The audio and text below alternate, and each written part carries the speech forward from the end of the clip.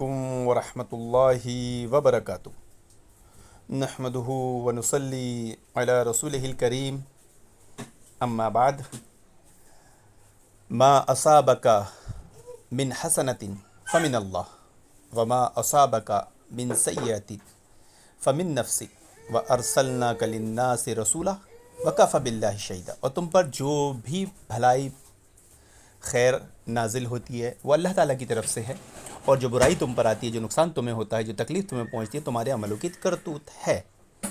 اور محمد رسول اللہ صلی اللہ علیہ وسلم تو پیغام پہنچانے والے ہیں، اور اس پر اللہ رب العالمین گواہ کافی ہے۔ محترم حاضرین، تمہیداً میں آپ کو بولتا ہوں، پڑوسی ملک پاکستان میں فلڈ آیا، سیلاب آیا، اس کی اصل وجہ کیا ہے؟ اس کی بہت ساری وجوہات میں ایک سب سے بڑی وجہ اسکرین پہ یہ جو بندہ آپ کو دکھائی دے رہا ہے، پلمبر مرزا علی، یعنی جسے لوگ انجینئر کہتے ہیں۔ پاکستان کے سیلاب آنے کی بڑی وجوہات میں سے ایک وجہ یہ ہے۔ آج ہم اسی پر گفتگو کریں گے۔ محترم حاضرین، آپ سبھی جانتے ہیں، اور نہیں جانتے تو آج جان جائیے کہ اللہ رب العالمین کا عذاب آتا کیوں ہے۔ پہلی چیز ابھی جو آیت کریمہ میں بتائی گئی کہ تمہارے عملوں کی کرتوت، یعنی ہمارے گناہوں کی وجہ سے۔ اب وہ ہمارے گناہ کیا ہیں؟ سب سے پہلے پاکستان میں جو فلڈ آیا ہے، سیلاب آیا ہے، وہ کتنا خطرناک تھا، اس کے چند مناظر آپ کو ہم دکھا دیتے ہیں۔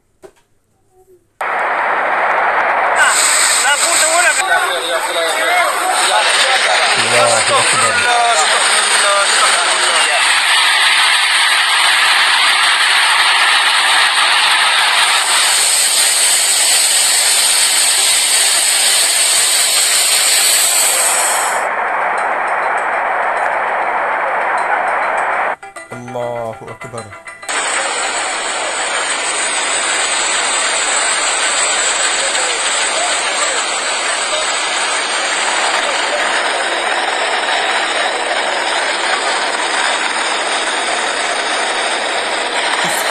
اس عذاب آنے کی وجوہات میں سے بڑی وجہ پلمبر انجینئر مرزا علی ہے۔ استغفر اللہ استغفر اللہ استغفر اللہ اللہ اکبر فضل گوفر ایسی شیرہ لگیا کیسی سے دوی شیری کیا موا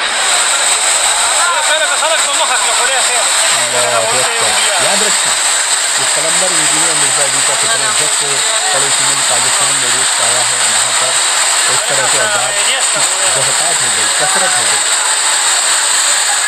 یا اللہ خیر، الحمدللہ الحمدللہ بابا جی ہمارا ورسیدو جی، بابا جی ہمارا پوری ہوتے، ماشاءاللہ ماشاءاللہ ماشاءاللہ بابا پارام سر۔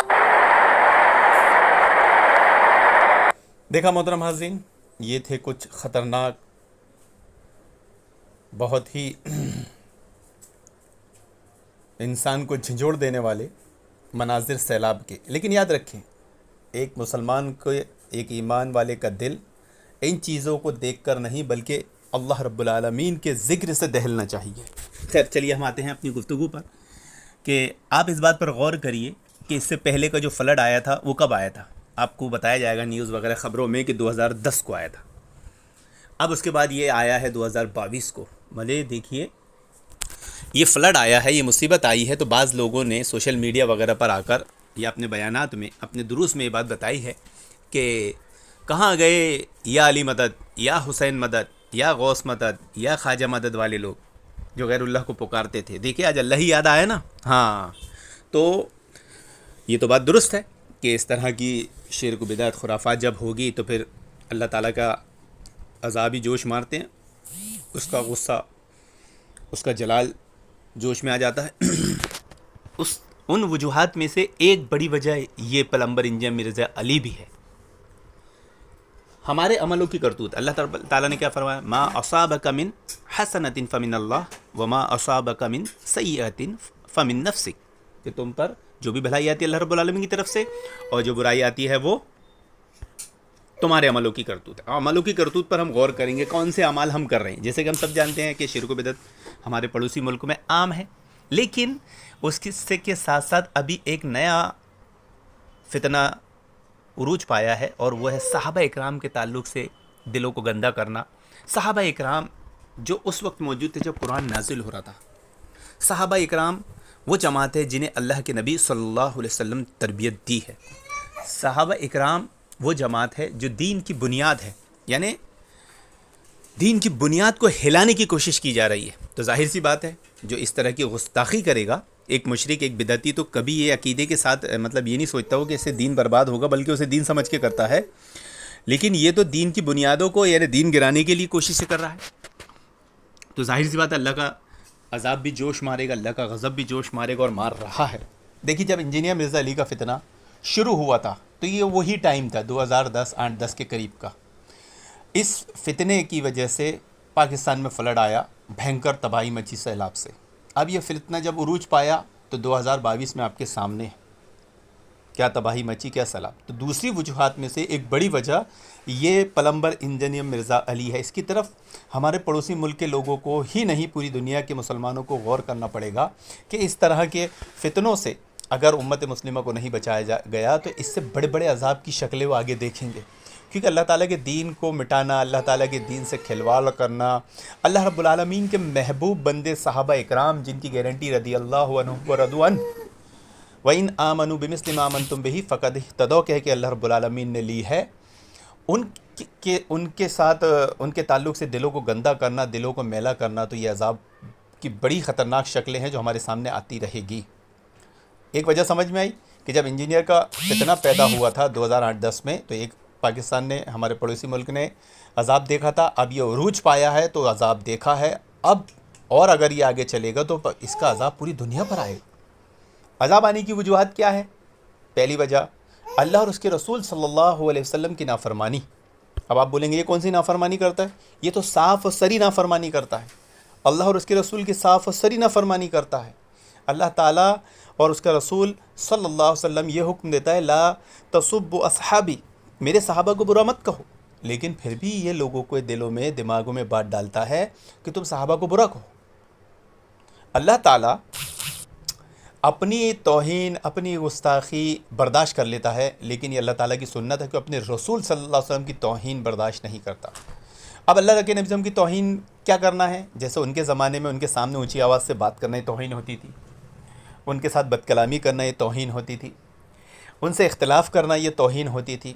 اب اللہ کے نبی صلی اللہ علیہ وسلم کا زمانہ نہیں، آج وہ ہمارے سامنے دنیا میں موجود نہیں، تو اب کیا توہین ہوگی؟ اب توہین یہی ہوگی کہ اللہ کے نبی صلی اللہ علیہ وسلم کے فرمان کے ساتھ اختلاف کرنا، اللہ کے نبی صلی اللہ علیہ وسلم کی نافرمانی کرنا، اللہ کے نبی صلی اللہ علیہ وسلم کے فرمان کو نہ ماننا ہی یہ اللہ کے نبی کی توہین ہے، اللہ تعالیٰ کی توہین ہے۔ تو جو لوگ اللہ اور اس کے رسول کی توہین کرتے ہیں، نافرمانی، اللہ اور رسول کی نافرمانی کرتے ہیں، تو عذاب آنے کی پہلی وجوہات میں سے ایک وجوہات یہ ہوتی ہے۔ اور آپ دیکھ رہے ہیں کہ نبی کریم صلی اللہ علیہ وسلم نے فیصلہ کر دیا لا تسبوا اصحابی، میرے صحابہ کو برا مت کہو، پھر بھی برا کہہ رہا ہے، جبکہ اللہ کے نبی صلی اللہ علیہ وسلم نے ایک صحابی کو کہہ دیا تھا کہ میرے صحابہ کو برا مت کہو، تو صحابی کو منع کر دیا گیا ہے، تو ہم اور آپ کیا چیز ہیں؟ یہ پلمبر مرزا علی کیا چیز ہے؟ تو صاف اور صریح نافرمانی ہو رہی ہے صحابہ کرام کی، اللہ کے نبی صلی اللہ علیہ وسلم کی۔ آپ کے دل میں اشکال آ رہا ہوگا، نہیں پلمبر انجینئر مرزا علی جی تو کتاب و سنت سے بات کرتے ہیں، اصول سے بات کرتے ہیں، ہے نا؟ یاد رکھیں اصول لوگوں کو نہیں معلوم۔ جب دو صحابہ اکرام میں اختلاف ہو جائے تو ہم کس کی طرف رجوع کریں گے؟ کون سے صحابی کی طرف رجوع کریں گے؟ یہ مسئلے کو سمجھنا ضروری ہے۔ جب صحابہ کے درمیان اختلاف ہو جائے تو پھر ہمیں اللہ کے نبی صلی اللہ علیہ وسلم کی طرف رجوع کرنا ہے، صحابہ کے اختلاف کو چھوڑ دینا ہے۔ اور اگر دو صحابہ میں اختلاف ہو گیا ہے اور ایک صحابی کی بات اللہ کے نبی صلی اللہ علیہ وسلم کی بات سے زیادہ قریب ہے اور ایک صحابی کی بات اللہ کے نبی صلی اللہ علیہ وسلم کی بات کے قریب نہیں ہے یا دور ہے، تو ہم اس صحابی کی بات کو چھوڑ کر اس صحابی کی بات کو لیں گے۔ اب چونکہ یہ مسئلہ صرف آج کے زمانے میں نہیں ہے کہ ہم کیا کرتے کیا نہیں کرتے، اہل بیت کی تعریف کرتے، بنو امیہ کو برا کہتے، یہ مسئلہ تو اس زمانے میں بھی تھا۔ ایک صحابی نے خالد بن ولید سیف اللہ کی لقب کہ انہوں نے یہ بات کہہ دی ایک صحابہ کے تعلق سے، اللہ کے نبی کو اتنا ناگوار گزرا، اللہ کے نبی نے ان کو حکم دے دیا کہ لا تسب اصحابی، میرے صحابہ کو برا مت کہو، صحابی کو حکم دے دیا گیا۔ اب اس میں بعض لوگ ہیلا کرتے ہیں کہ یہ تو صحابی کے لیے حدیث تھی، نہیں، یہ عموم ہے۔ اگرچہ اللہ کے نبی صلی اللہ علیہ وسلم نے وہاں ایک صحابی کو کہا ہے جو وہاں موجود تھے، اس کا یہ مطلب نہیں صرف ان کے لیے خاص تھا باقی دوسرے برا بول سکتے ہیں، بلکہ یہ عموم ہے پوری دنیا کے لیے، آنے والے تمام انسانوں کے لیے، کہ کوئی بھی اللہ کے نبی کے صحابی کو برا نہ کہے۔ اب انجینئر مرزا علی برا کہتا ہے، لوگوں کو برا کہنے کے لیے ابھارتا ہے، لوگوں کے دل صحابہ سے میلے کرتا ہے، عذاب آنے کی پہلی وجہ پوری ہو رہی ہے، اللہ اور اس کے رسول کی صریح نافرمانی کرتا ہے۔ تو جب اختلاف ہو جائے تو ہمیں اختلاف کو چھوڑنا ہے، اور کس کی بات کو لینا ہے؟ محمد رسول اللہ صلی اللہ علیہ وسلم۔ اور بھی دوسری وجوہات ہے، اس میں سے ایک وجوہات ہے زبان کا استعمال۔ زبان کے استعمال صحیح نہ کرنے کی وجہ سے بھی عذاب آتا ہے۔ اب آپ دیکھتے ہیں یہ پلمبر مرزا علی، خیر وہ دیکھیے جو بدعت اور شرک کرتے ہیں وہ تو خیر اتنا صحابہ اکرام اولیاء اللہ کے تعلق سے، وہ بھلے کیسے بھی ہیں، ان کے دل صحابہ اکرام اولیاء اللہ کے تعلق سے میلے نہیں ہوتے، اور نہ ان کی شان میں گستاخی، اس طرح کی گستاخی کرنے کی، بد کلامی کرنے کی جرت کرتے ہیں، بلکہ وہ تو اس بات کو برداشت بھی نہیں کرتے اہل بدعت، شرک و بدعت کرنے کے باوجود کہ کوئی اولیاء اللہ صحابہ اکرام نبی کی گستاخی کر دے، ان میں کم سے کم اتنی اچھائی تو ہوتی ہے۔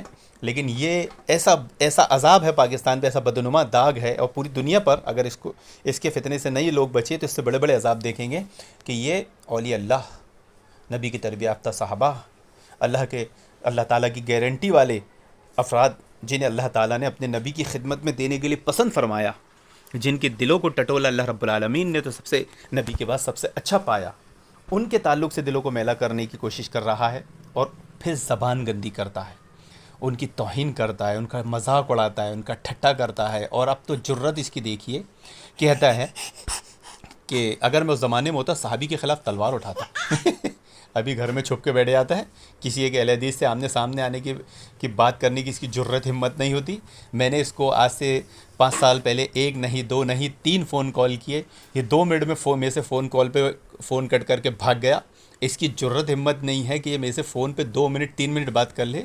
اور یہ بنو امیہ، وہ عرب کے شیر جن کو دیکھ کر یہود و نصارہ بھی کانپتے تھے، اور جنہوں نے پوری دنیا میں کفار و مشرکین کو دوڑا کر پیٹا، کوفیوں کو بھی پیٹا، ان کے خلاف بولتا ہے کہ تلوار اٹھاتا۔ ارے میں بول رہا ہوں نا، اگر یہ اس دور میں ہوتا نا تو اس کی جرت نہیں ہوتی آواز نکال لے، تلوار اٹھانا بہت دور کی بات۔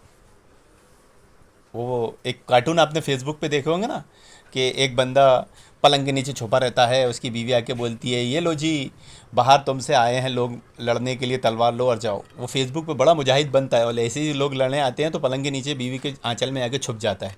ایسا ہی اس کا حال ہوتا ہے، جیسے حضرت علی نے کہا تھا کوفیوں کے تعلق سے کہ معاویہ کی فوج تمہارے گھروں میں گھس گئی اور تم ہو کے عورتوں کے دامن میں چوڑیاں پہن کے بیٹھ گئے ہو گھر میں، اس کا یہی حال ہوتا۔ یہ اہل حدیث سے تو بات نہیں کر پاتا اور بولتا میں تلوار اٹھاتا۔ تو یہ زبان گندی کرتا ہے، اولیاء اللہ کے تعلق سے، نبی کی تربیت یافتہ صحابہ کے تعلق سے، دین کی جو بنیاد ہے ان کے تعلق سے۔ تو عذاب آنے کی دوسری وجہ یہ ہے، اور بھی بہت ساری وجہ ہے، اس میں ایک تیسری وجہ ہے اختلافات۔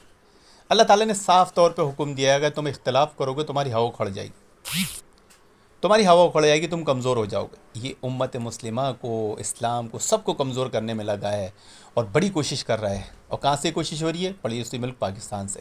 تو دیکھیے جب اس کا فتنہ شروع ہوا تھا 2010 میں، جب اس سے پہلے 4 سال پہلے، تو اس کا اللہ تعالیٰ نے ایک وارننگ دیا تھا، ابھی بھی باز آ جاؤ۔ لوگوں نے اس طرف دھیان نہیں دیا، توجہ نہیں دیا، سب شرک و بدعت کرنے والے بدعتیوں کی طرف توجہ تھی، یا علی یا حسین یا مت بولو، یہ بھی ایک وجہ ہے، لیکن اس کی طرف دھیان نہیں دیا گیا۔ اور آج 2022 آ گیا ہے، آج بھی لوگ اسی طرف دھیان دے رہے ہیں کہ یا حسین یا علی یا غوث مدد مت بولو، یہ عذاب آنے کی وجہ بالکل ہے، لیکن یہ وجہ کی طرف کوئی دھیان نہیں دے رہا ہے۔ ان وجوہات کے ساتھ ساتھ یہ بھی ایک بہت بڑی وجہ بن گئی ہے، سب جانتے ہیں کہ اس نے بے شمار لوگوں کے دل صحابہ کرام کے تعلق سے گندے کر دیا ہے، اختلاف کو عام کر دیا ہے، لوگوں کی زبانوں کو گندی کر دیا ہے، صحابہ کے تعلق سے کیچی کی طرح زبان چلتی ہے، اللہ اور اس کے رسول کا نافرمان بنا دیا ہے۔ تو ظاہر سی بات ہے کہ یہی وہ اعمال، یہی وہ کرتوت ہے جس کی وجہ سے ہم پر مصیبت تکلیفیں آ رہی ہے، پڑوسی ملک میں آ رہی ہے۔